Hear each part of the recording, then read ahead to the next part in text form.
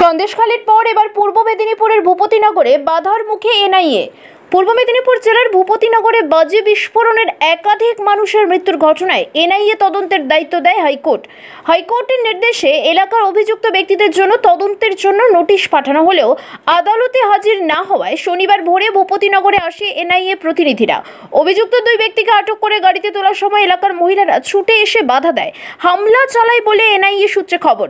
এলাকায় উত্তেজনা রয়েছে, যদিও প্রশাসনের পক্ষ থেকে এই ধরনের ঘটনার কোনো উত্তর পাওয়া যাচ্ছে না। আমার নাম শক্তিগত মাইতি। কি হয়েছে, ঘটনা কি হয়েছে?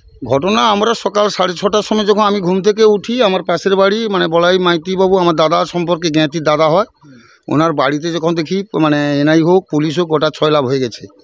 তারপরে এখান থেকে ওনাকে থানাতে নিয়ে যাবে বলে, ওখানে ওর কাছে কিছু কথাবার্তা জানবে বলে থানা পর্যন্ত নিয়ে যাবে বলে ওনাকে নিয়ে চলে গেছে। এখানে কোনো গাড়ি ভাঙচুর কোনো কিছু নেই। এবং এনারা যেনারা এসেছিলেন ওনারাও যদি এসে বলে, ওর যদি প্রমাণ দিতে পারে যে এখানেই গাড়ি ভাঙচুর হয়েছে, আপনারা যা বলবেন আমরা তা মেনে নেব। স্বামী হয় কি কারণে গ্রেফতার করে নিয়ে গেল যাইনি কইতে পারবো না। বর্তমান এই কি বলছে এনআই এসেছিল, এনআই তদন্ত করতে এসে আইসা করে তুমি রাত পুলিশ এসে কবার এই ধাক্কা দিতে দরজা খুলতে এসে আমার স্বামীকে নিয়ে চলেছে, ধরে নিয়েছে, ঘর গোটা তদন্ত করে যাইছে আর তাকে তুলে নিয়েছে। কি অভিযোগে নিয়ে গেছে? কোনো আমাদের কোনো কথা বলতে, আমরা কোনো কথা কই না, আমাকে কোনো কইতে দেয় না, আমাকে এক ধারে বুসকি রাখছে, এক ধারে বসে আছে। কখন এসেছিল? আমি ঘড়ি তখন যখন আছে আমি এত ঘড়ি দিকে তাকাইনি, শুয়ে ঘুমিয়ে থাকলি, আমি তার উঠিনি, আমি দেখবো কাইনি। কি মনে করছেন? আমি এখন কী মনে করবো, ধরে এলে চলেছে, আমি মেয়ে মানুষ, আমি এখন কী করবো? আসছে ঘরে যে আমরা নিয়ে যাচ্ছি, আধ ঘন্টা পরে ছেড়ে দেবো, ওই কথাটা বলে তো নিয়ে চলে এলো। এই বাংলায় কোনো আইনের শাসন নেই, তা একবার প্রমাণিত। গতকাল নাড়ুয়াবিলা বিস্ফোরণ কাণ্ডে এনআইএ যখন তদন্তে এসেছিলেন, ঠিক সন্দেশখালীর কায়দায় মায়েদেরকে সামনে রেখে ভুল বুঝিয়ে 500 টাকার লক্ষ্মী ভাণ্ডারের দেওয়ার নাম করে ডেকে এনে এনআইএ গাড়িকে আক্রমণ করা হয়েছে এবং এনআইএর অফিসাররা আক্রান্ত হয়েছে। তো এই রাজ্যের কোনো আইনের শাসন নেই, এটা হাইকোর্টের নির্দেশেই এই তদন্ত চলছে। সেখানে কোনো রাজনৈতিক নেতৃত্বের নির্দেশে নয়। বারবার করে দেখা গেছে কেন্দ্রীয় এজেন্সির উপরে যেভাবে হামলা, তার মূল কারণ এইসব এলাকাগুলোতে প্রায় মানুষের মৌলিক অধিকার হারিয়ে গেছিল এবং তাদের ভোটাধিকার ছিলই না।